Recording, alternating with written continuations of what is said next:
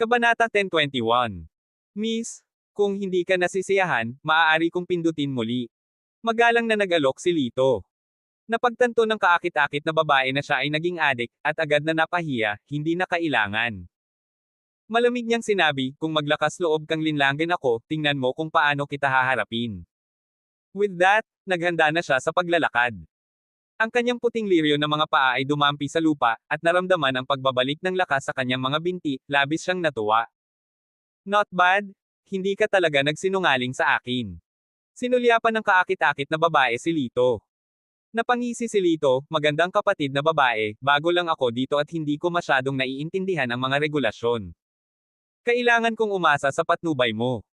Napabuntong hininga ang nakakaakit na babae, well, you do have a way with words. Kilala mo ba kung sino ako? Umiling si Lito, ang alam ko lang ay ito ang palasyo ni Emperor Bai.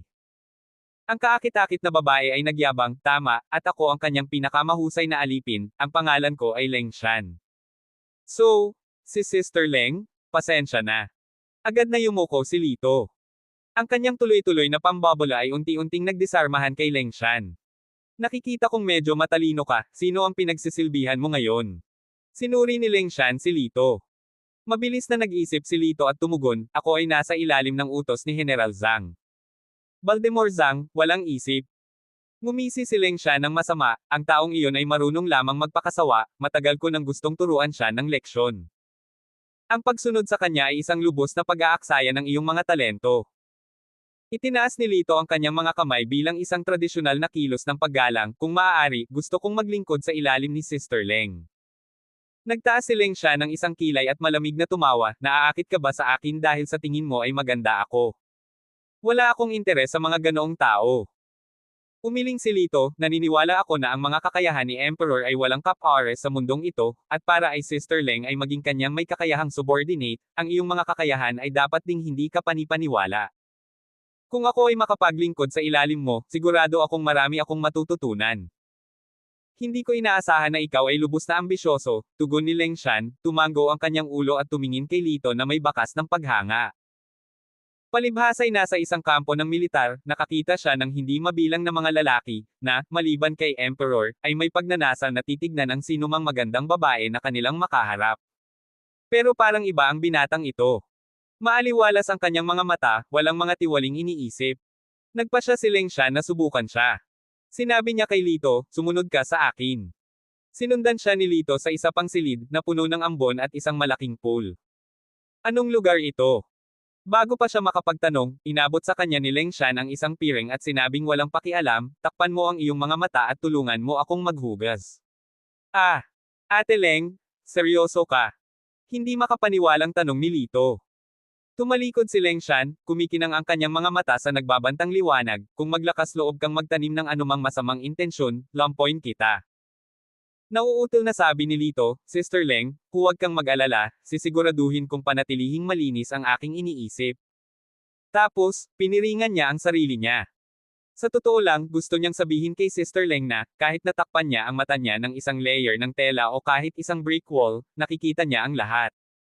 Casual na hinubad ni Leng Shan ang kanyang damit at nagtungo sa mainit na bukal. Nakatayo si Lito, naghihintay habang nakababa ang mga kamay. Pagkaraan ng ilang sandali, nagtanong si Leng Shan, sa iyong ancestral massage techniques, mayroon bang para sa shoulder massage?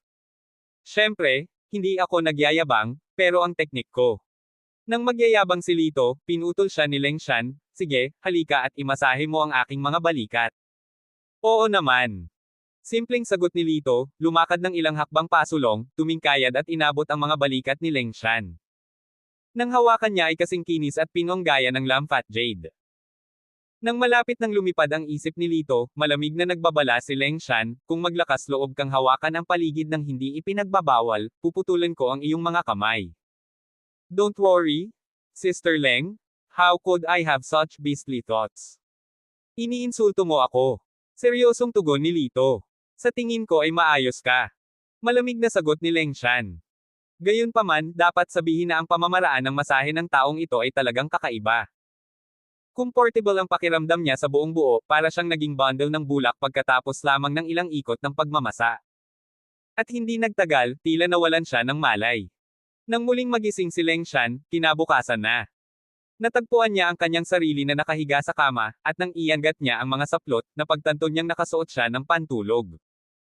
Agad siyang napuno ng galit, binalot ang sarili sa kanyang kubrekama at hinanap si Lito para ayusin ang score. Pagbukas ng pinto, nakita niya si Lito na nakatayo sa labas. Inilabas niya ang isang maikling kutsilyo, itinutok niya ito sa kanyang lalamunan, na pamitik, naghahanap ka ba ng kamatayan? Mukhang inosente si Lito, Sister Leng, bakit galit na galit ka? Napuno ng galit ang malalaking mata ni Leng Shan, hindi mo ba alam kung ano ang ginawa mo sa akin kagabi? Oh, yun ba tinutukoy mo?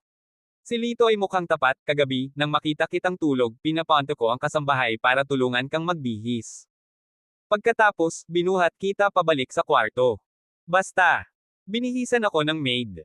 Puno ng pagdududa si Leng Shan. Sa sandaling ito, lumapit ang kasambahay na may dalang palanggana para hugasan niya ang kanyang mukha. Sinabi ni Lito, oo, kung di maniwala, tanungin mo siya. Tumingin si Leng Shan sa kasambahay, anong nangyari kagabi? Magalang na sagot ng kasambahay, kagabi, lumabas siya ng banyo na nakatikip ang mata niya at nagpatulong sa akin na bihisan ka.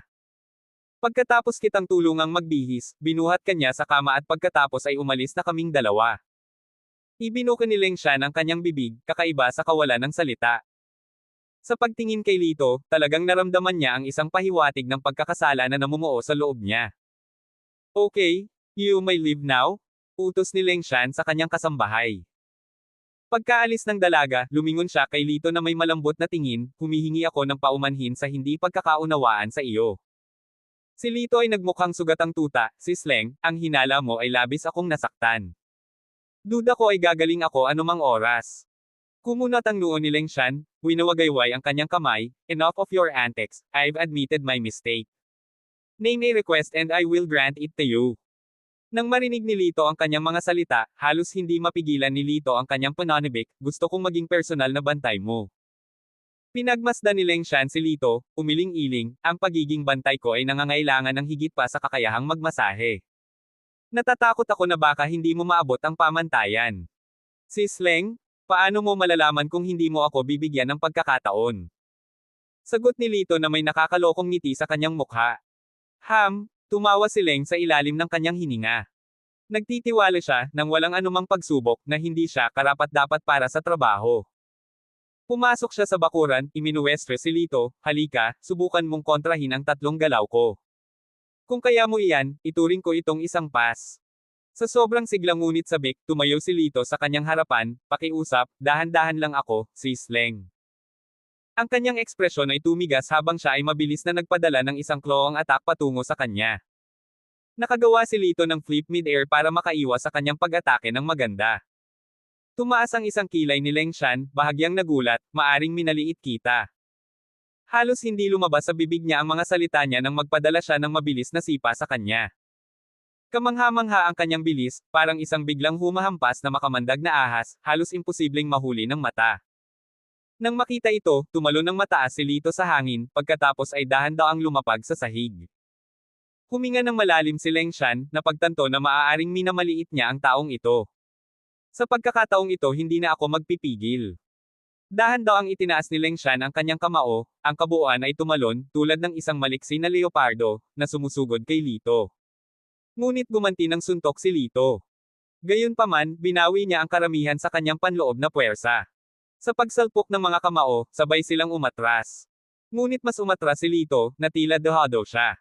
Kahit na siya ay dehado, nagawa niyang makayanan ang pag-ataking ito. Ngumiti ng malawak si Lito. Ate Leng, 3 atake ang hinarang ko.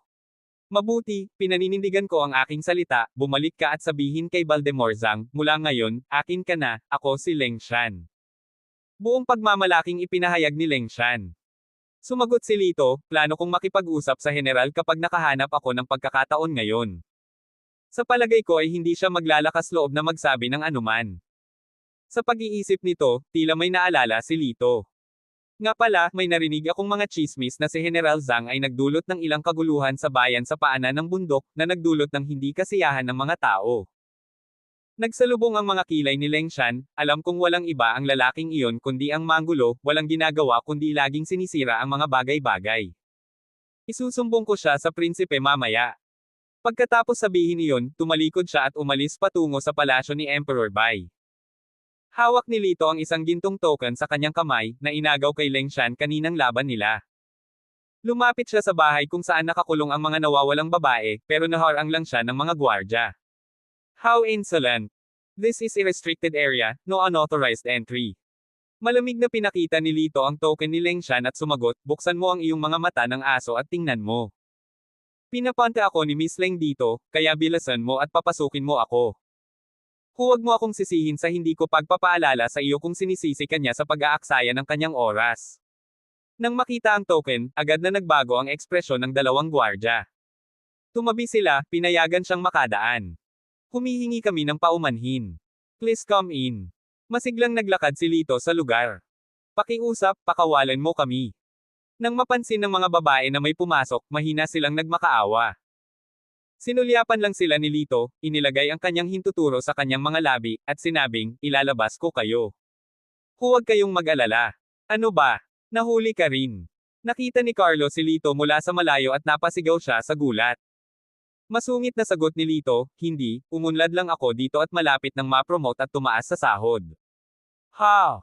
Natarante si Carlo at sumagot, huwag ka nang magkunwari, bilasan mo at ilabas mo ako rito. Lumapit si Lito, binuksan ang lahat ng kandado ng mga kulungan, at pagkatapos ay sinabi, susubukan kong gambolain ang mga bantay sa pinto mamaya, at pagkatapos ay ilalabas kita rito. Kuya, ituloy mo yan. Tumulo ang luha sa mga mata ni Carlo.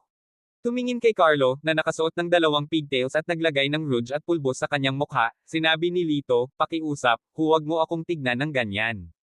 Nasusuka ako. Walang ibang salita, tumalikod siya at naglakad palayo.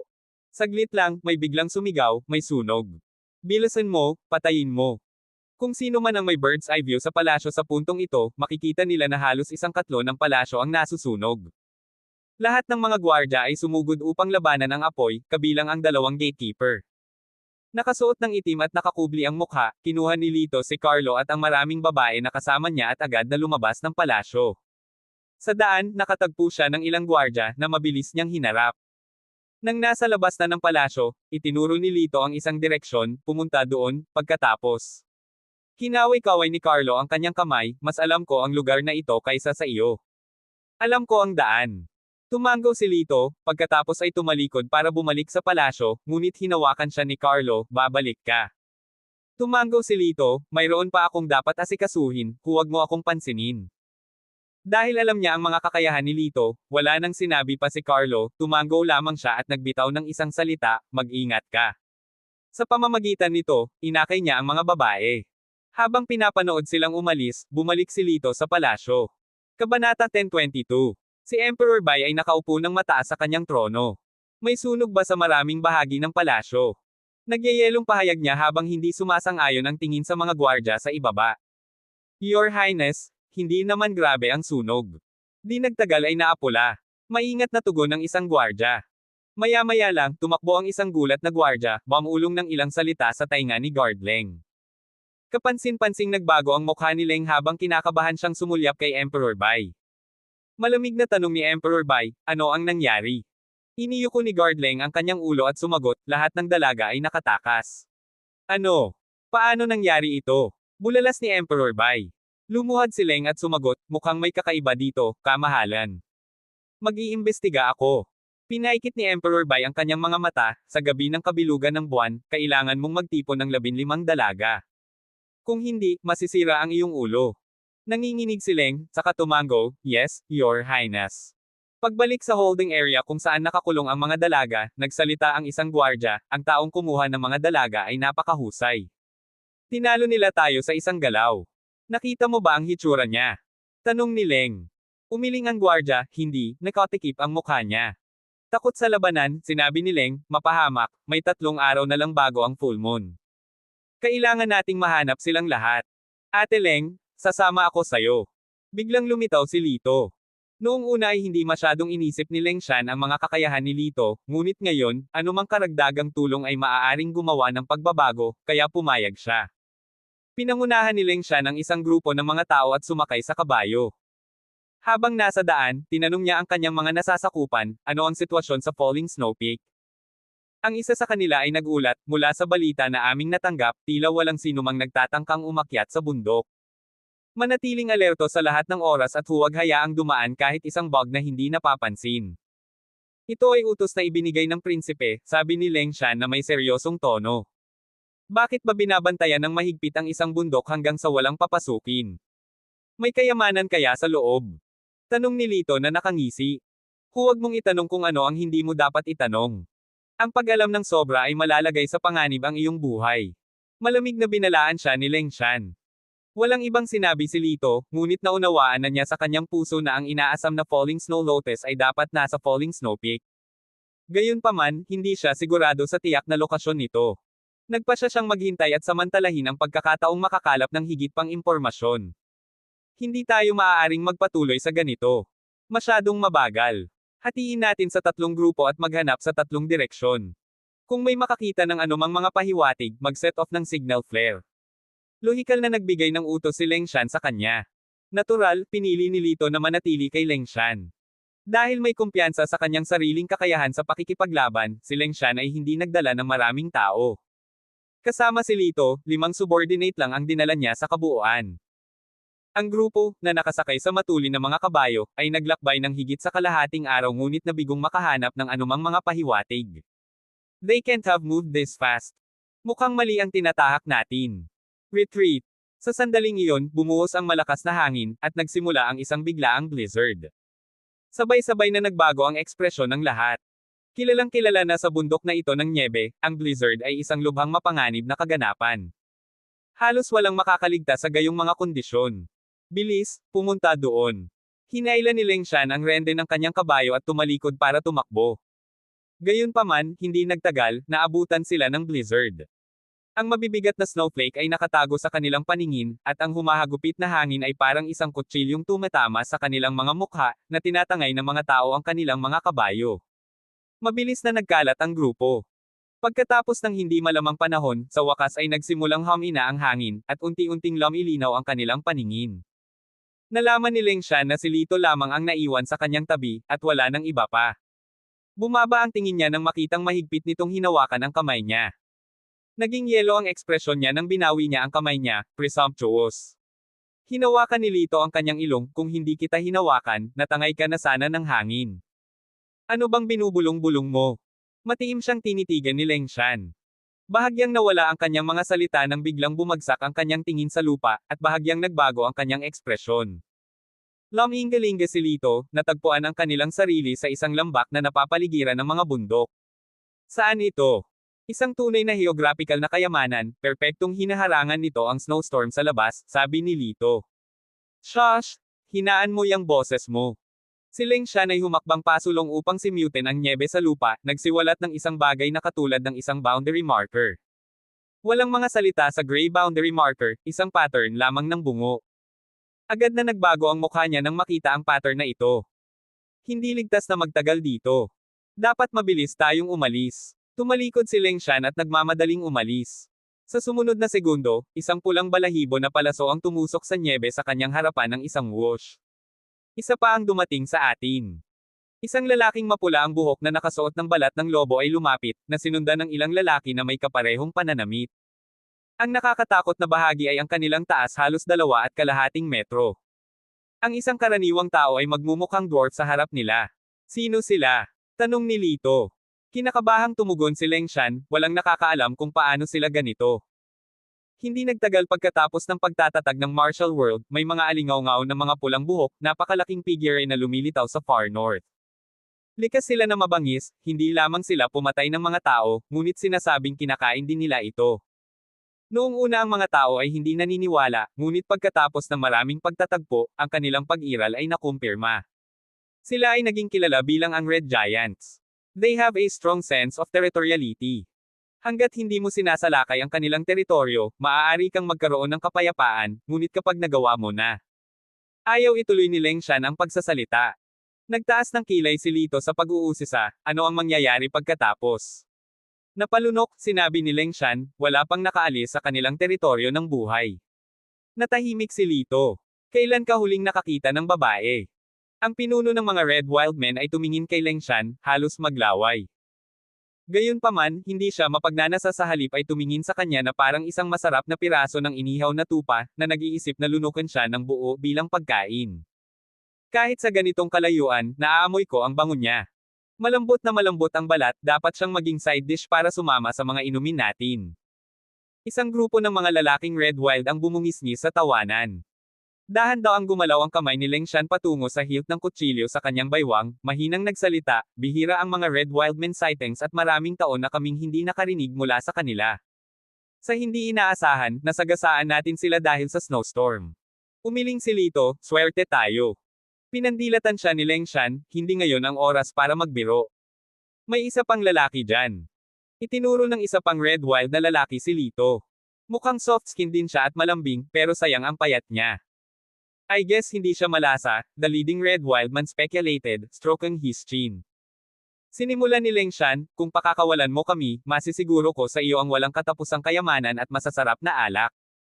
Tumawa ng masama ang isang red wilder, pinaplano lang namin na kainin ka. Pagkasabi noon, ikinaway niya ang kanyang kamay, itali mo silang dalawa. Lumapit ang isa sa mga red wilders kay Leng Shan. Biglang bumunot ng punyal si Leng Shan, na nagtama ng tamang saksak sa dibdib ng lalaki. Klang! Isang matalim na tunog ang umalangaw-ngaw. Sa kanyang hindi paniniwala, ang matalim na punyal ay tumagos lamang sa isang bahagi, hindi man lang umagos ng dugo mula sa red wilder. Nabaluktot naman ang punyal ni Leng Shan.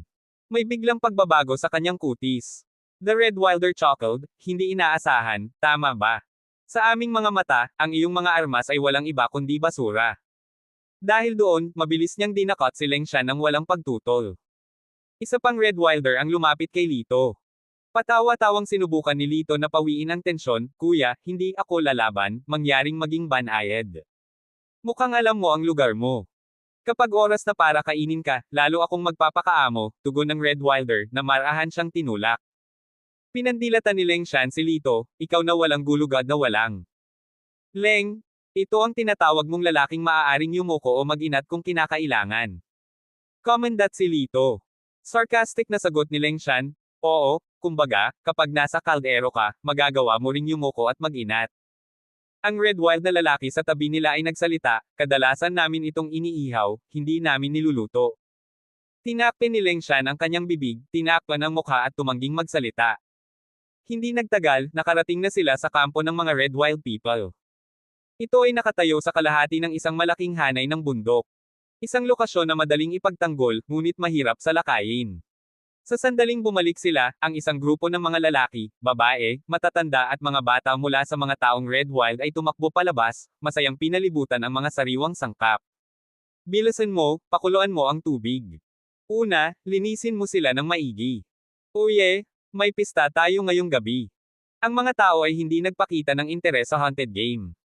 Ang mga batang red wild na iyon, kasing tangkad ng mga ordinaryong matatanda, ay tuwang-tuwang pinalibutan sina Lito at Leng Shan, tinutusok sila dito, tahimik na hinipo sila doon.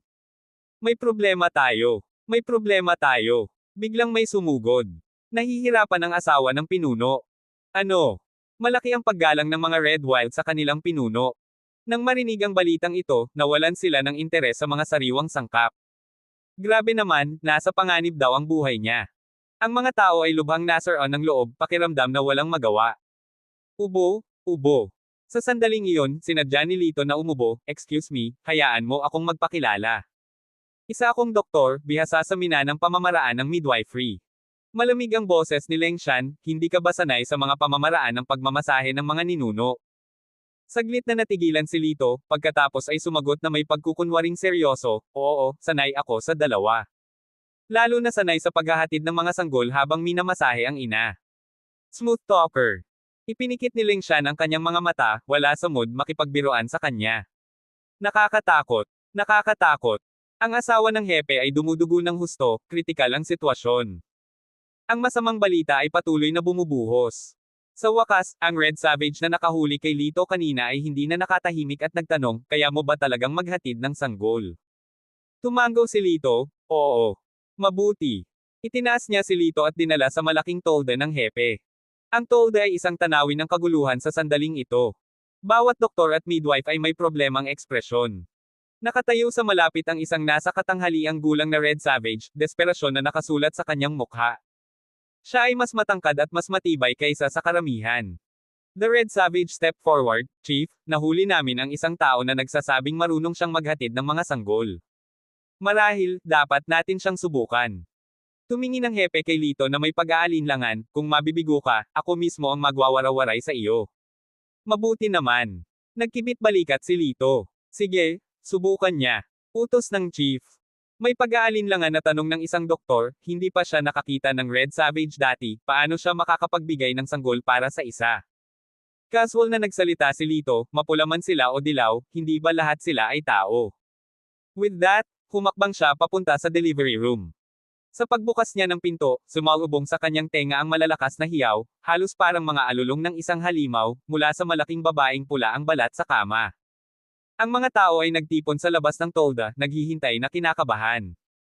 Makalipas ang halos kalahating oras, ang malinaw na pag-iyak ng isang bagong silang na sanggol ay pumutol sa tensyonado na kapaligiran. Ang aking anak ay ipinanganak. Tuwang-tuwang sigaw ng pinuno ng tribo na mapula ang balat. Bumukas ang pinto ng tent, at lumabas si Lito, na nagpahayag, ligtas ang ina at anak. Kaagad na pumasok ang pinuno upang makita ang kanyang asawa at anak, ang lahat ng mga doktor ay tumingin kay Lito nang hindi makapaniwala, ang dati nilang paghamak ay wala kahit saan. Para sa lalaking pula ang balat na orihinal na nakahuli kay Lito, ang mga damdamin ay medyo komplikado. Napatunayang malaking tulong ang kanyang bihag. Kaya ngayon ang tanong ay, pagkain ba siya? O hindi? Kabanata 10:23.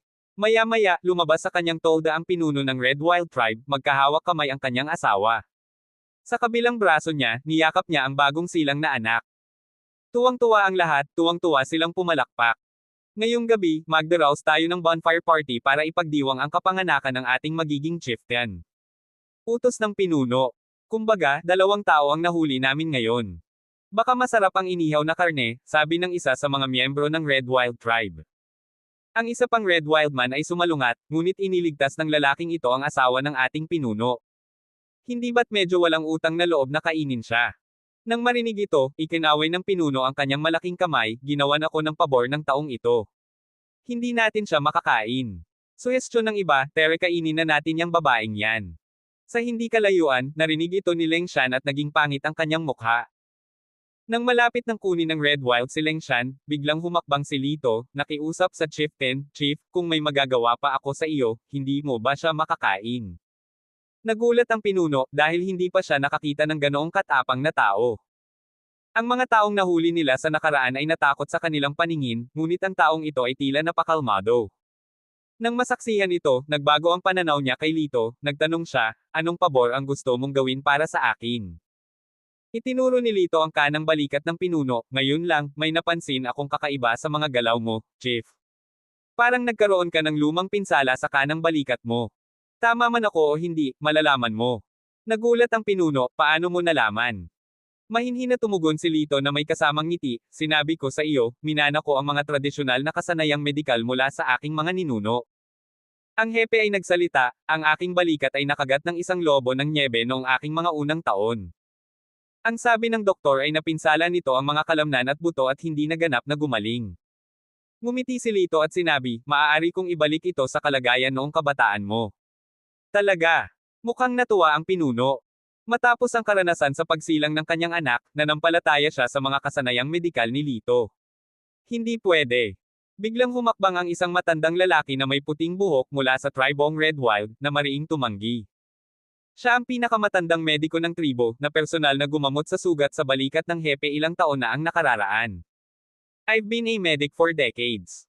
Hindi ako magkakamali. This damage is irreversible. Tinuro niya si Lito, malamig na sinabi, siguradong nagsisinungaling ang taong ito. May sasabihin ako. Ang asawa ng hepe, na may hawak sa bata, ay nagsalita, noong lahat ng iba pang mga doktor ay walang magawa ngayon, pinasok lang ako ng binata ng ilang karayom, at matagumpay kong naipanganak ang aking anak. Naniniwala ako sa kanyang kakayahan sa pagpapagamot. At her words, the chief made in his mind without hesitation, sige, I'll let you try. Kung mapagaling mo ang kanang balikat ko, hindi ko siya kakainin. Kung hindi, kakainin din kita. Walang pakialam na tumango si Lito, okay. Pumasok ang lahat sa tent. Dahil sa matayog na figure ng pinuno, kailangan niyang umupo sa lupa para maabot siya ni Lito. Hinubad niya ang suot niyang damit, bumungad sa kanya ang solid at bahagyang pulang kalamnan. Isang mabangis na peklat ang nakita sa kanyang kanang balikat. Inilabas ni Lito ang isang pilak na karayom at marahang tinusok kung saan. Ang matandang doktor ay tumingin sa kanya na may pang-aalipusta at ngumuso sa kanyang ilong, hindi ako naniniwala na ang isang sundot lang gamit ang isang karayom ay makakapagpagaling ng mga sakit, ito ay hindi maisip. Sinulyapan siya ni Lito at walang pakialam na sinabi, ang acupuncture technique ng aking sibilisasyon ay hindi isang bagay na madali mong mauunawaan. Nakaramdam ng panlilibak, lalo pang nalungkot ang matandang doktor, inaabangan ang pagkabigo sa paggamot ni Lito, na same time na kutsain siya bilang kapalit. Hindi nagtagal, natapos na ni Lito ang paggamot sa acupuncture at, sa kanyang nakabaluktot na daliri, hinugot ang dulo ng isang pilak na karayom, na nagbuhos ng lakas dito. Naramdaman lamang ng pinuno ang init na dumadaloy sa kanyang balikat, na agad na nagpasigla sa kanya. Pagkaraan ng ilang sandali, tinanggal ni Lito ang pilak na karayom at sinabing casual, tapos na. Ikinaway ng pinuno ang kanyang braso sa pagtataka at sinabing, talagang hindi na ito masakit. Tuwang-tuwang tumayo siya, dinampot ang malaking kutsilyo sa tabi niya, at inindayog ito ng may matinding brevere. Ang kanyang kanang balikat ay hindi lamang nakakaramdam ng anumang sakit, ngunit ang kanyang kalagayan ay napakabuti rin. Mas malakas pa ang pakiramdam ko kaysa noong nasugatan ako. Ang pinuno ay masayang tumingin kay Lito. Tinupad mo ang iyong salita, kaya tutuperin ko rin ang akin. Mga lalaki, pakawalan mo ang babaeng iyan. Ang mga bakal na kadena kay Lengshan ay tinanggal. Lumapit ang matandang doktor kay Lito na puno ng kahihiyan ang mukha at sinabing, pasensya na, sa kabila ng aking katandaan, medyo hindi ako maliwanagan. Ikinaway ni Lito ang kanyang kamay, ayos lang. Ang pinuno ay tumapik sa balikat ni Lito, gusto mo bang manatili rito bilang aming doktor? Maaari kong ialok sa iyo ang pinakamataas na katayuan. Umiling si Lito at sumulyap kay Lengshan, mayroon pa kaming gagawin. Sige, pero kailangan talagang dumalo kayong dalawa sa aming bonfire party ngayong gabi. Ipinahayag ng pinuno, ang kanyang tono ay hindi sumusuko. Hindi tumanggi si Lito, nagtanong lang, ano ang kakainin? Kinaway-kaway ng leader ang kamay at tumawa ng malakas, no worry, hayop lahat yan. Napakasarap. Nang magsimulang maging abala ang lahat sa kanilang mga gawain, pumunta si Lito kay Lengshan, Sister Leng, hindi pa ba oras na para pasalamatan ako? Bumantong hininga si Lengshan, kaya alam mo ang kaunting medikal na kasanayan, kaya ano? Malakas na tinamaan ni Lito ang kanyang dibdib, napakawalang modo ni Sister Leng, naligtas kita pagkatapos ng lahat. Nagyelo ang mukha ni Lengshan, ano ang gusto mong gawin ko para magpasalamat? Tinitigan ni Lito ang buong labi niya at ngumiti ng palihim, basta. Dumilim ang mukha ni Lengshan, hinihingi mo ba ang kamatayan? Inosenteng tumingin sa kanya si Lito, hawak ang likod ng kanyang ulo, ano ang sinasabi mo, Sister Leng? Ninatngat ni Lengshan ang kanyang mga ngipin, gusto mo lang nahalikan kita, hindi ba? Kung hindi dahil sa lahat ng taong ito sa paligid natin, dinukot ko na ang iyong mga mata. Hinawakan ni Lito ang kanyang ilong, ang ibig kong sabihin ay ngumiti ka. Hindi pa kita nakikitang ngumiti, laging nakakunot ang noo. Ipinagpatuloy niya, ang kagandahang tulad ni Sister Leng ay dapat magmukhang mahusay kapag ngumiti ka. Maging ang asawa ng pinuno ay maiinggit, nagseselos at napupuot kapag nakita ito. Nagbago ang mukha ni Lengshan nang mapagtanto niyang hindi niya naiintindihan si Lito, nakaramdam kaagad ng hiya. Kalokohan, mas maganda talaga ako sa kanya. Malamig siyang napabuntong hininga at lumakad palayo ng may pagmamalaki at pagkamahiyain. Pagsapit ng gabi, ang campsite ay sinindihan ng mga siga. Nagmistulang maliliit na bituin sa puting universo ang maliliwanag na siga sa gitna ng nalalatagan ng nyebe ng mga bundok. Ang red wildlings ay kumakain ng inihaw na karne ng buong puso, umiinom ng kakaibang lasa ng alak, nagtatawanan, nagbibiroan, at naglalandian sa kanilang mga sarili. Umupo si Lengshan sa tabi ni Lito, kumakain ng kanyang inihaw na karne ng matikas at medyo nakakahiya. Lumapit ang pinuno kasama ang kanyang asawa at anak, nag-alay ng toast kay Lito bilang pasasalamat. Tawanan at masasayang Saturday ang maririnig sa paligid. Biglang, isang kahabag-habag na lobo ang humagulgol sa masiglang kapaligiran. Napansin ng mga tao na kakaiba, ang mga lobo ay hindi pa lumitaw sa lugar na ito bago, ano ang maaaring naging sanhi ng pag-ungol. Mabilis na hinailan ng mga matatanda ang kanilang mga anak palapit sa kanila. Ang mga babae ay humingi ng kanlungan sa mga bisig ng kanilang mga lalaki. Ang mga lalaki, na armado ng mga punyal mula sa kanilang baywang o mga busog at palaso mula sa lupa, ay mapagbantay na tumingin sa paligid. Nawala ang kaninang katuwaan at tawanan, napalitan ng tensyon, pagkabalisa, at nakakatakot na katahimikan na naghari sa campsite. Inilipat ng pinuno ang kanyang asawa sa likuran niya at iniutos, lahat ng lalaki ay bumubuo ng pabilog. Protektahan ang mga babae at mga bata. Ang mga lalaki ay sumunod at agad na kumilos. Hinailan ni Lito si Leng Shan sa likod niya, narinig mo ba ako? Umatras ka, babae. Sumulyap si Leng Shan sa kanya nang walang pakialam, naglabas ng matalim na punyal mula sa kanyang hita, at sinabing, nagbibiro ka ba? Tumawa si Lito, Sister Leng, ang galing mo magtago. Hindi pa nagtagal ang kanyang mga salita ay napaungol muli ang isang lobo. Isang kaluskos ang nagmula sa buong paligid, ang tunog ng maraming maliliit na yabag. Unti-unting lumitaw ang mga pares ng pulang-pula na mata sa dilim. Pagkatapos ay dumating ang pangatlong lobo sa alulong. Lalong lumakas ang mga yabag, lumakas ang tunog, at sa wakas, nakita ang kanilang mga silhouette. Napasinghap ang lahat sa gulat. Mayroong hindi bababa sa ilang daang mga lobo. Ang kanilang balahibo ay puti ng nyebe o mapusyaw na kulay abo. Ang kanilang mga mata ay isang nakakatakot na pulang-pula. Kitang-kita ang malalaking pangil nila kahit nakatikom ang kanilang mga bibig. Ang laki ng mga lobong ito ay 2 hanggang 3 beses kaysa sa mga ordinaryong lobo, na nakatayo halos kasing tangkad ng isang regular na nasa hustong gulang na tao. Ang mukha ni Leng Shan ay namutla, na nagpapakita ng mga palatandaan ng pagkabigla at pag-aalala, habang siya ay tahimik na naglabas ng isa pang punyal mula sa kanyang baywang. Sa sandaling iyon, ang grupo ng mga lobo ay naghiwalay ng landas upang ipakita ang isang landas. Isang lobo na mas malaki kaysa sa iba, na may matatag na lakad, lumakad. Bulag ang isang mata nito. Nang makita ito, ipinakita ng pinuno ang pagtataka, ito ang mismong lobo na kumagat sa akin maraming taon na ang nakalilipas. Tinamaan ko ang mata nito ng aking kutsilyo, hindi ko inaasahan na babalik ito para sa paghihiganti. Ang mga mukha ng karamihan ay iginuhit lahat. Mayroong higit sa 100 adultong lalaking redman, na walang pagkakataon laban sa daan-daang mga lobo na ito. Ang mga bata ay umiiyak sa takot habang ang mga babae ay nagdarasal ng mahina sa kawalan ng pag-asa. Walang pakialam na sinabi ni Lito, hanggat aalisin natin ang pinuno ng lobo, ang iba pang mga lobo ay magwawakas sa kanilang sarili. Mapang-uyam na sagot ni Leng Shan, ang problema, bago ka pa makalapit sa pinuno ng lobo, pira-pirasuhin ka na ng pack. Sa pagsara ng wolf pack, tila sila ay malapit ng makulong. Humakbang ang pinuno, itinutok ng kanyang kutsilyo sa lobo, kung nandito ka para sa paghihiganti, hayaan mo akong tapusin ang lahat. Sa pamamagitan nito, sumugod siya, nakikipaglaban sa pinuno ng lobo. Nang makita ang eksenang ito, walang reaksyon ang wolf pack. Maliwanag, ito ang utos ng pinuno ng lobo.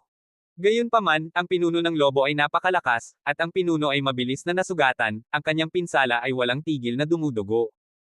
Ilang lalaki pa ang humakbang upang hamanin, lahat sila ay nasugatan, at mabilis na umatras. Pupunta ako. Sa sandaling iyon, dahan-dahang humakbang pasulong si Lito. Kumunat ang noo ni Leng Shan, galit ka ba?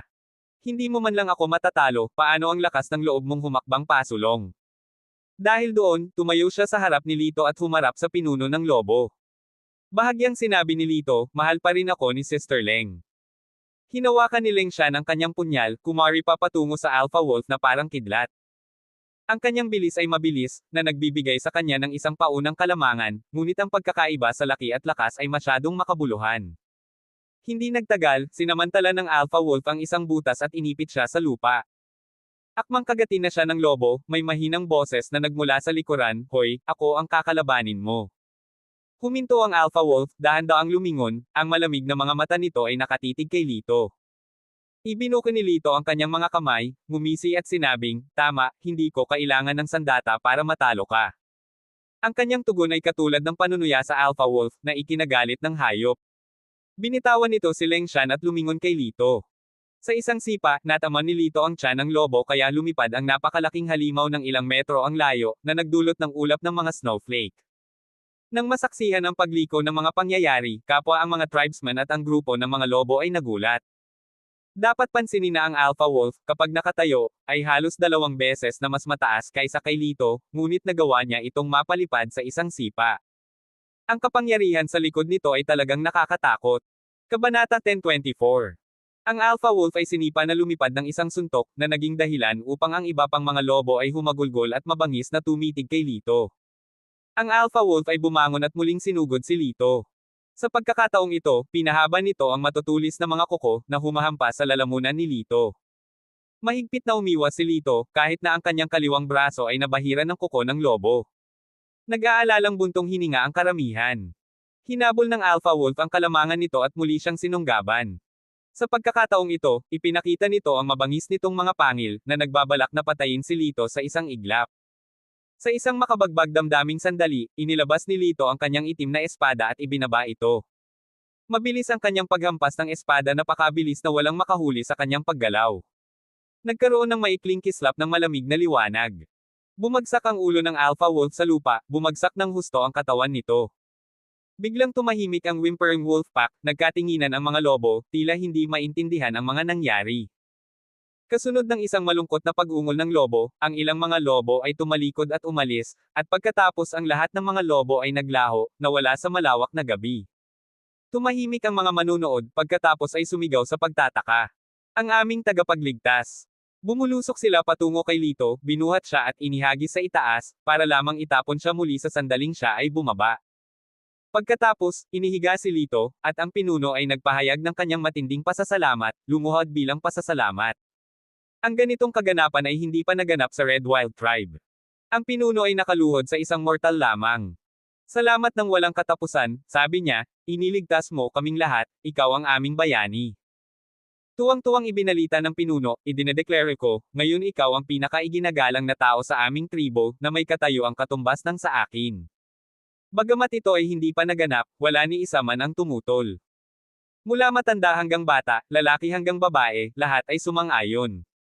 Maging ang ilan sa mga babaeng Red Wilds ay nagbigay ng malandi na tingin kay Lito. Siyempre, nagkunwaring hindi napansin ni Lito. Natapos ang piging ng walang sagabal, at bumalik ang lahat sa kani-kanilang tolda. Ibinigay ng pinuno kay Lito, bilang isang pahingahan, ang pinakamarangyang tolda sa tribo bukod sa kanya. Tumango si Lito bilang pagsang-ayon, humakbang pasulong, pagkatapos ay biglang bumagsak ng mahina sa lupa. Doktor! Tawagan mo ang doktor dali. Napasigaw ang pinuno sa desperasyon.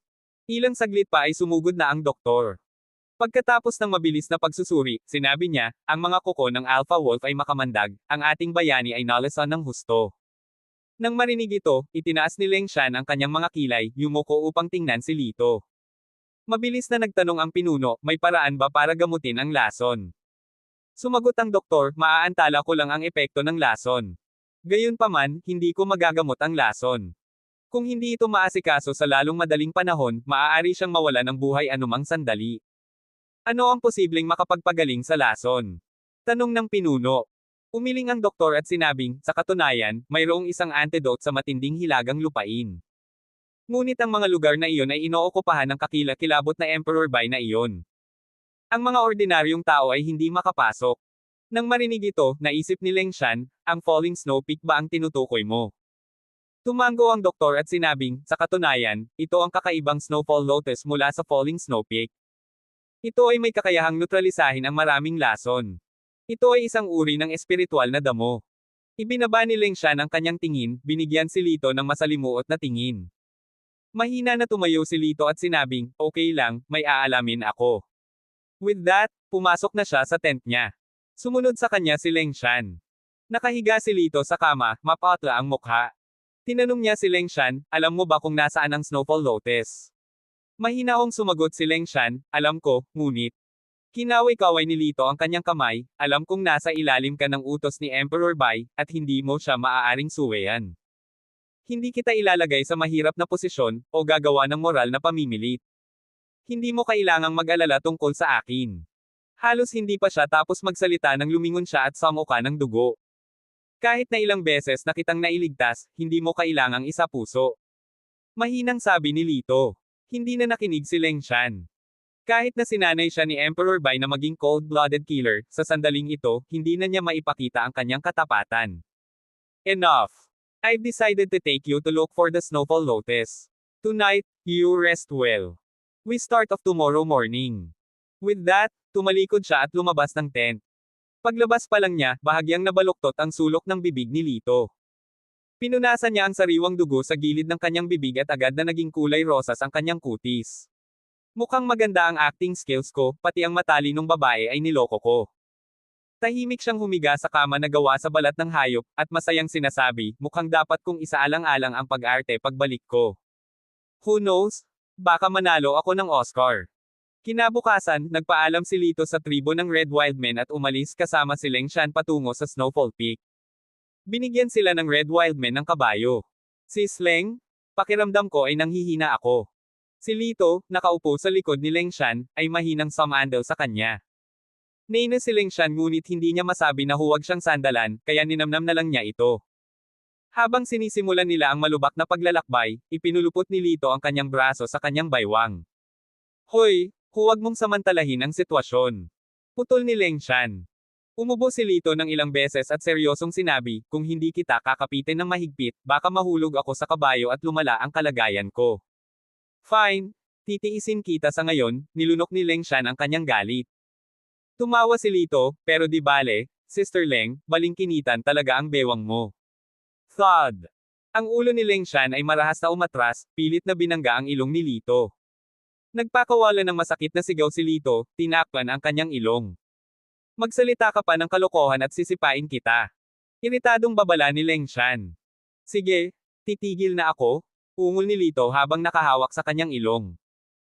Halos 2 araw na silang naglalakbay at si Lito ay palaging nagpapanggap na mahina, na nagtuturo kay Leng Shan na gawin ang lahat. Ate Leng, iyan mong itayo ang tent. Ate Leng, nagugutom na ako. Ate Leng, ikuha mo ako ng isang basong tubig. Pakiramdam ni Leng Shan ay parang kinuha niya ang isang anak na lalaki. Sa gabi, pagkatapos itayo ni Leng Shan ang tent, gumapang si Lito na may ngiti, salamat, Sister Leng. Dahil iisa lang ang tent, kailangan nilang matulog ng magkasama. Bago matulog, tumalikod si Leng Shan kay Lito habang nakayuko ito sa sulok na pinakamalayo sa kanya. If you dare have any ulterior motives, hindi magpapakita ng awa ang punyal ko. Pagbabante niya. Umubo si Lito, wala akong kondisyon para gumawa ng kahit ano ngayon. Sa pag-iisip tungkol dito, napanatag si Leng Shan at nakatulog ng mahimbing. Gayunpaman, nang magising siya kinabukasan, natagpuan niya ang kanyang sarili na mahigpit na nakakapit kay Lito, maging ang kanyang mga binti ay nakadikit sa kanya. Sa isang naaagrabyado na ekspresyon, sinabi ni Lito, Sister Leng, hindi mo ako masisisi dito. Nakatulog ako ng maayos kagabi. Pinilit mo akong hawakan. Nanghihina ako at hindi kita kayang itulak palayo. Sa tingin mo napakahina mo. Tinulak siya ni Leng Shan palayo at galit na sumigaw, sa hitsura ko, naka-jackpot ka na. Stop acting pitifully. Mukhang naguguluhan si Lito, Sister Leng, bakit namumula ang mukha mo? Namumula ka ba? Inilayo ni Leng Shan ang kanyang mukha at awkward na sumagot, hindi. Dumating sila sa Falling Snow Peak ng hapon ng 3 araw. Mula sa malayo, nakita nila ang isang grupo ng mga sundalo na nagbabantay sa pasukan sa Falling Snow Peak. Huwag kang magsalita ng walang kwenta mamaya at kumilos ka na lang bilang subordinate ko, bilin ni Leng Shan kay Lito. Tumugon si Lito, ako ay nasasakupan mo na, Sister Leng. Sa malamig na singhot, bumaba si Leng Shan at naglakad patungo sa mga sundalo. Sino ang pumunta dito? Nang makita si Leng Shan, humiling ang isang pangalawang klaseng General Song. Walang pakialam na nagsalita si Leng Shan, gaano kalakas, hindi mo ba ako nakikilala? Ang lalaki ay tumingin ng malapitan, nakilala si Leng Shan, at agad na tumawa, oh, ito ay si Miss Leng Shan. Pinadala ka ba ng prinsipe para sa isang inspeksyon? Walang pagtanggi, sumagot si Leng Shan, kailangan kong pumunta sa mga bundok. Tumugon si General Song, syempre maaari mong gawin, ayon sa mga tuntunin, Miss Leng Shan, mangyaring ipakita ang token ng prinsipe. Sumagot si Leng Shan, nagmamadali akong umalis kaya nakalimutan kong dalhin ito. Kasabay nito, itinaas niya ang kanyang paa, handa nang magtungo sa kabundukan. Hinarang siya ni General Song, Miss Leng Shan, hindi ka na estranghero sa mga alituntunin ng prinsipe. Kahit sino ka man o kung ano ang iyong palusot, kung wala ang token, walang sino man ang pinahihintulutan sa mga bundok. Kumunat ang noo ni Leng Shan, talagang walang flexibility. Nanatiling determinado si General Song, wala. Nang malapit nang tumalikod si Leng Shan, isang mahinang ungol ang lumabas sa kanyang likuran, na sinundan ng tunog ng isang bagay na nahulog. Nilinggan niya ang kanyang ulo upang makita na si General Song ay nahimatay sa lupa, si Lito ay nakatayo sa kanyang likuran, dahan-daang binawi ang kanyang kamay, ngumiti siya at sinabing, hampasin mo kapag oras na para hampasin. Nang makita ang sitwasyon, ang iba pang mga sundalo ay sumugod upang arestuhin. Nang walang mga pagpipilian, pinatay ni Leng Shan at Lito ang lahat ng mga sundalong ito. Uminom si Lito ng tableta at iminungkahi, hayaan mo silang lunukan ito. Matutulog sila ng 3 araw ng diretso, sapat na oras para tayo ay dumating at umalis. Pinaikit ni Leng Shan ang kanyang mga mata, siguradong marami kang bagay. Matapos kunin ng mga sundalo na ubusin ang mga elixir, pumasok sina Leng Shan at Lito sa Snowfall Peak. Sa pangunguna ni Leng Shan, matagumpay nilang natagpuan ang Snowfall Lotus. Ang lugar ay hindi kapani-pani, walang liblib. Nang walang gabay, maaaring ilang araw o linggo pa silang gumagala sa malawak na Snowfall Peak at hindi pa rin ito natagpuan. Ang Snowfall Lotus ay lumalaki sa isang natural na mainit na bukal, ang katawan nito ay malakristal at puti ng nyebe, halos parang isang supernatural na bagay. Talaga, isang magandang bagay. Naramdaman ng malakas na aura, hindi napigilan ni Lito na mapasigaw. Pinulot niya ang Snowfall Lotus at itinago sa kanyang pouch. Pagkatapos, siya at si Leng Shan ay nagmamadali araw at gabi, bumalik sa palasyo ni Emperor Bai. Habang papalapit sila sa palasyo, biglang huminto si Lito sa kanyang kinatatayuan. Sumimangot si Leng Shan, anong problema? Bahagyang sinabi ni Lito, sa totoo lang, niloloko kita. Sumeryoso ang mukha ni Leng Shan, anong ibig mong sabihin? Sinabi ni Lito, hindi ako sundalo sa palasyong ito. Magkadikit ang mga kilay ni Leng Shan, malalim ang iniisip. Ngumiti si Lito at sinabing, hindi mo naman natanong ang pangalan ko, di ba? Walang ekspresyon ang mukha ni Leng Shan, ano ang pangalan mo? Lito Argel. Sa sandaling matapos sumagot si Lito, isang matinding tulak ang nagmumula sa punyal ni Leng Shan. Mapahamak. Hindi inaasahan ni Lito na magiging napakalupit ng babaeng ito at sa isang segundo ay nahuli siya. Umiwas siya at napabulalas, sa lahat ng araw na magkasama tayo, wala bang pagmamahalan sa pagitan natin? Masyadong mabangis ang atake mo. Ang lakas ng loob mong lokohin ako. Galit na galit si Leng Shan kaya wala siyang katwiran. Tinitigan niya ng nakamamatay na tingin si Lito na nagngangalit ang kanyang mga ngipin, isinusumpa kung papatayin kita. Habang umiiwas, sinubukan ni Lito ng mga tuwiran, wala akong ibang pagpipilian, at bukod pa, hindi kita sinaktan. Ilang beses pa nga kitang nailigtas. Ikaw, babae, napaka-ungreat. Shut up. I don't need your explanations. Namutla sa galit ang mukha ni Leng Shan. Mabuti kung ganoon. Kapatid na babae, mayroon akong isang payo para sa iyo, ang hanggal na Emperor Bai na iyon ay hindi katumbas ng iyong katapatan, mahinahong sabi ni Lito. Galit, sumagot si Leng Shan, walang kinalaman iyan. Umiling si Lito, kung gayon, hindi ako makikialam.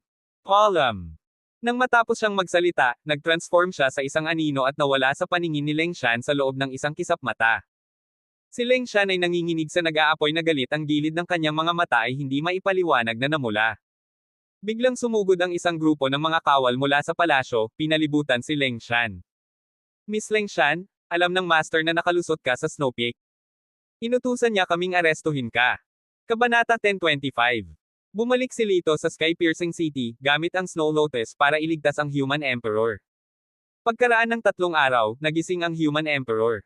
Nang malaman niya ang nangyari, napuno siya ng pasasalamat kay Lito. Ang emperador ay nag-utos. Sa ibabaw ng palasyo, na nakaharap sa nakaluhod na mga courtier, ang Human Emperor ay nagpahayag ng malakas na boses, si Lito ay hinirang bilang banal na guro. Nang marinig ito, nagulat ang lahat. Nabatid na sa mundo ng martial arts, ang Holy Master ay pangalawa lamang sa Human Emperor. Mula sa sinaunang panahon hanggang sa kasalukuyan, walang pamarisan para sa isang karaniwang tao na maging banal na guro. Sino ang humahamon dito? Hakbang at makipagtalo, tingnan kung ang iyong mga merito ay mas malaki kaysa kay Lito, kung ang iyong lakas ay higit pa kay Lito. Pinagmasdan ng Human Emperor ang karamihan, ang kanyang tono ay puno ng kumpiyansa. Sa mga salita ng emperador, biglang walang pagtutol mula sa sinuman. Ubo-ubo. Sa sandaling ito, si Lito sa gilid ay umubo ng tuyong ubo, nagtanong, maaari ko bang sabihin? Ang Human Emperador ay magiliw na tumugon, pakiusap, magsalita. Sinabi ni Lito, hindi ako interesadong maging itong tinatawag na Holy Master. Nang marinig ito, ang buong kapulungan ay namangha. Hindi banggitin ng secular na mundo, kahit na sa mundo ng martial arts, ang maging isang banal na guro ay isang pambihirang gawain, katulad ng isang tandang at isang aso na umaakyat sa langit kapag ang kanilang may-ari ay nakakamit ng kaliwanagan. At gayon paman, ang batang ito, talagang tinanggihan niya ang alok. Nagulat din ang Emperor, sigurado ka ba tungkol dito? Ito ang pinakamataas na karangalan. Bahagyang ngumiti si Lito at umiling, hindi ako interesado. Ang Emperor ay medyo walang magawa, at pagkatapos ay nagpakita ng bahagyang paggalang, Ginoo, mas gusto mo talagang manatiling walang kinalaman sa mga makamundong gawain. Kahit na ikaw ay hindi isang banal na guro, ang iyong katayuan ay higit na iginagalang. Ito ang aking pangako sa iyo. Pagkasabi noon, ibinigay niya kay Lito ang isang puting, mataas na kalidad na spiritual stone pendant. Ang pagkakaroon ng pendant na ito ay nangangahulugang kinikilala ka ng maharlikang pamilya. Bagamat hindi ka kadugo ng hari, mayroon kang katayuan na kapantay ng maharlikang pamilya. Higit pa rito, gamit ang pendant na ito, maaari kang malayang maglakbay sa pagitan ng secular na mundo at ng martial world. Nakita ni Lito na ito ay lubos na kapakipakinabang, kaya kinuha niya ito, salamat, kamahalan. Pagkatapos, ipinagpatuloy ng Emperor ang komperensya, at tahimik na umalis si Lito. Saan mo susunod na balak pumunta? Lumitaw si Rosa Bailey sa likod niya sa isang punto, halatang sinundan siya mula sa palasyo. Sumagot si Lito, uuwi na dapat ako. Matagal ko nang hindi nakikita ang pamilya ko. Saglit itong pinag-isipan ni Rosa, lumungkot ang kanyang mga mata, babalik ka ba? Napangiti si Lito, ano? Nami-miss mo na ba ako bago ako umalis? Huwag mong purihin ang iyong sarili. Rosa seemed as if her thoughts had been read aloud, a look of guilt on her face, nagtatanong lang ako. Sa oras na iyon, isang malamyos at solemna na tunog ng isang instrumento ang nagmula sa malayo. Ano yon? Napansin ni Lito ang maraming karaniwang tao na tumatakbo sa direksyon ng tunog. Sinulyapan ito ni Rosa at sinabing, mukhang aalis na si General Helen. Helen he. Tumango siya kay Rosa, pupunta ako at paalisin ko siya, excuse me. Nagmamadali siyang umalis, hindi naghihintay ng tugon ni Rosa. Puno ng pagkabigo ang mukha ni Rosa, itong bor, umalis ka na at huwag ka nang babalik. Pagdating ni Lito sa tarangkahan ng lungsod, nakita niya ang maraming tao sa patong-patong na tao. Sumiksik siya, at nakilala ng Vice General na humaharang sa mga tao si Lito, nandito ka ba para paalisin ang general? Tumango si Lito. Agad na pinadaan ng Vice General si Lito. Nang dumating si Lito sa labas ng lungsod, nakita niya ang hindi bababa sa 10,000 sundalo na nagtipon sa Pormasayon, ang hanay ay umaabot hanggang sa abot tanaw. Naglakad siya papunta sa harapan ng pila, kung saan nakita niya si Helen na nakasuot ng puting uniforme ng militar, nakasuot ng gintong maskara, isang determinadong ekspresyon sa mga mata nito. Nakasakay siya sa isang matibay na puting kabayo na may matangkad na ulo, nagbibigay ng talumpati. Natapos ang talumpati, at naglakad siya sa gilid, kung saan nakita niya si Lito. Agad namang sumilay ang bakas ng ngiti sa labi niya. Nang makitang ngumiti si Helen, nagmadaling lumapit ang ilang sundalo dahil sa pagtataka. Bihira nilang makita si Helen na naghahayag ng ganitong uri ng ekspresyong parang pagsamba. Salamat sa pagpunta upang makita ako, sabi ni Helen, ang kanyang mga mata ay patuloy na nakatingin kay Lito. Sumagot si Lito, naway lumipad ng mataas ang iyong watawat sa tagumpay. Tumango si Helen, I will. Hanggang sa muli nating pagkikita, tinapik ni Lito ang kanyang balikat. Isang kulay rosas na pamumula at nahulog na luha sa mga mata ni Helen, na puno ng matinding pag-aatubili. Tumingin siya sa ibaba ng ilang segundo, pagkatapos ay biglang tumangala at sumakay sa kanyang kabayo. Hinatak niya ang rende ng kabayo, tumingin muli kay Lito, at sinabing, hanggang sa muli nating pagkikita. Pagkatapos ng mga salitang ito, nagpakawala siya ng go, na tunog at magiting na umalis. Tumayo si Lito, pinapanood siyang mawala sa alikabok na gamulong sa hangin. Saka lang siya lumingon. Bumalik siya sa kanyang tirahan, may bahid ng kalungkutan dahil sa nalalapit na pag-alis. Pagkapasok niya sa bahay, isang light purple na figure ang yamakap sa kanya. Kuya Lito, ilang araw ka nang hindi bumabalik, nakahanap ka na ba ng magagandang babae? Napapout si Ning Beo sa kanyang mga labi, pabirong tinutokso siya. Naamoy ang kaaya-ayang pabango mula sa kanyang buhok, ang mood ni Lito ay agad na lumiwanag, agad na naalis ang kadiliman sa kanyang puso. Hanggat naroon si Ning, lagi siyang nakadama ng kapayapaan. Tinatapik ang ulo ni Ning, ngumiti siya ng mahina, gusto mo bang bumalik? Tumigil sandali si Ning, ibig mong sabihin, ang makamundong mundo. Ma'am, halos na pag-usapan na natin lahat dito. Tumango si Lito. Kinagat ni Ning ang kanyang labi at pagkatapos ng ilang pagsasaalang-alang, sinabi, sa totoo lang, kung nasaan man ako, basta't nasa tabi kita, ayos lang ako. Pero, mas maganda kung makakabalik tayo at makita ang maliit na nayon. Naunawaan ni Lito ang damdamin ni Ning, sige, sasamahan kita para tingnan. Kailan tayo aalis? Hinawakan ni Ning ang braso ni Lito at naglakad patungo sa hardin. Lumipat ang tingin ni Lito, at nakita ang matandang lalaking na kinuha ni Ning ng nakaraan, na ngayon ay nagpupuna sa sulok ng dingding. Kasunod ng kanyang tingin, nagkomento si Ning, walang kamag-anak ang matandang ito, ipinasok ko sa trabaho dahil sa awa, wala kang pakialam di ba? Inalis ni Lito ang kanyang tingin, at ngumiti ng mahina, basta masaya ka. Nang tumalikod na sila para umalis, hindi nila napansin ang pagkurba ng mga labi ng matanda sa isang hindi maipaliwanag na ngiti. Pagkalipas ng ilang araw, hindi inaasahang nakatanggap si Lito ng imperial na utos. Sa pagpasok sa Imperial Palace, ang Emperor ay tila lubhang nababagabag. Si Helen ay umalis upang kontrolin ang Far North, anunsyo ng Emperador. Sumimangot si Lito, ang teritoryo ni Emperor Bai. Tumango ang Emperor, noon, naramdaman ko na si Emperor Bai ay may hawak na sobrang kapangyarihan at nais na bawasan ito. Bukod pa rito, sa oras ng aking pangangailangan, wala siyang ginawa, na nagpapahiwatig na ang kanyang mga intensyon ay hindi marangal.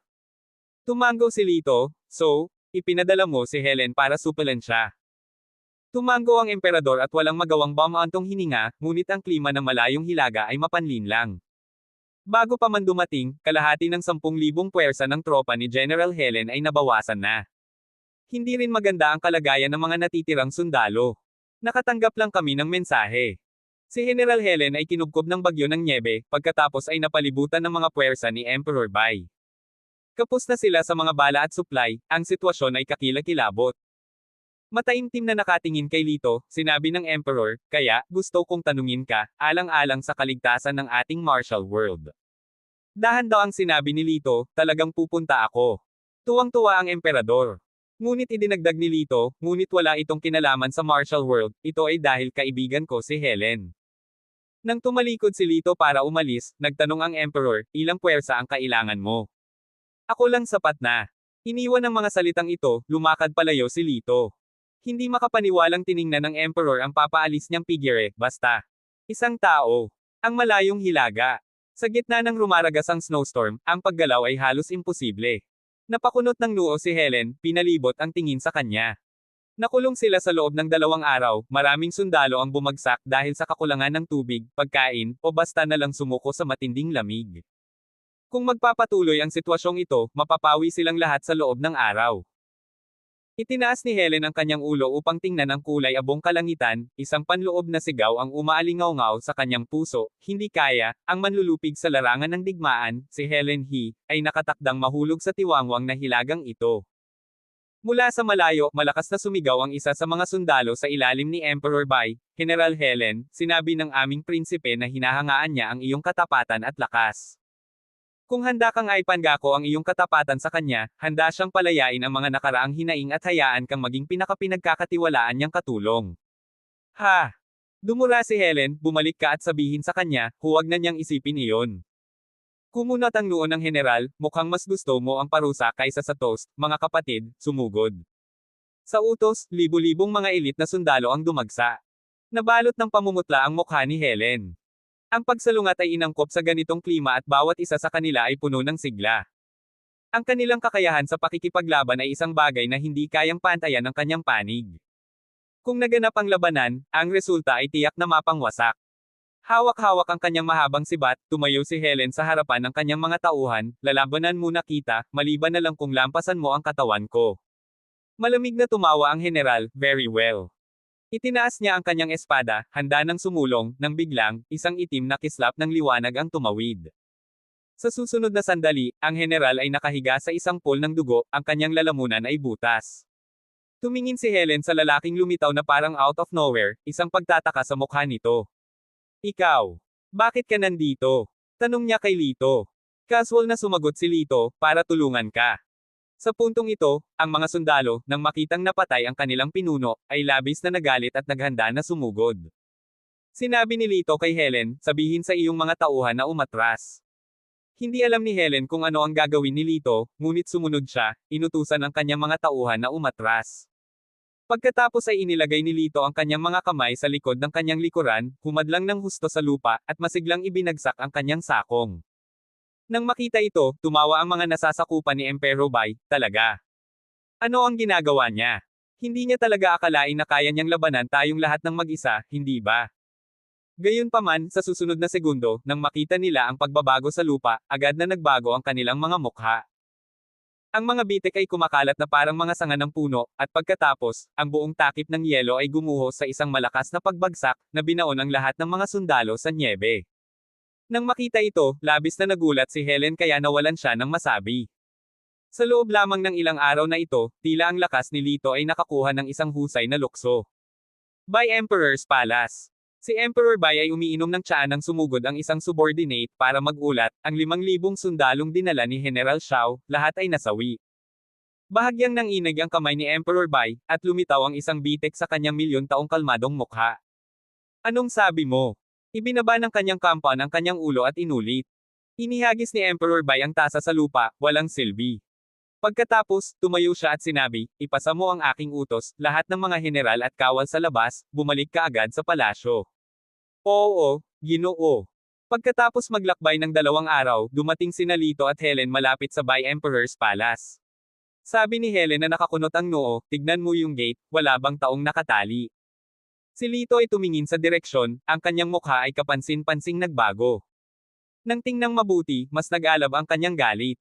Ang nakatali sa gate, na puno ng mga sugat, ay walang iba kundi si Leng Shan. Nang hindi man lang nag-iisip, sumugod siya. Tumigil ka, sinong pupuntahan mo dito? Lumapit ang isang guard. Gamit ang isang kaway ng kamay ni Lito, bumagsak ang gwardya sa lupa. Lumapit si Lito kay Leng Shan, pinasadahan ang kanyang kamay sa ilalim ng kanyang ilong. Sa kabutihang palad, humihinga pa rin siya, kahit na napakahina. Kinaligan niya ito, binigyan siya ng isa pang nakapagliligtas buhay na elixir, at dahan-daang bumukas ang mga mata ni Leng Shan. Bakit nagbalik ka? Mahina niyang sabi. Walang bahid ng emosyon sa kanyang mukha, nagtanong si Lito, dahil ba sa Snow Lotus kaya pinahirapan ka ni Emperor Bai ng ganito? Mahina na tumango si Leng Shan. Malungkot ang ekspresyon ni Lito, ang kanyang mga mata ay kumislap ng malamig na liwanag habang dinala siya sa palasyo. Tanong ni Leng Shan, ano ang gagawin mo? Sumagot si Lito, paghihiganti.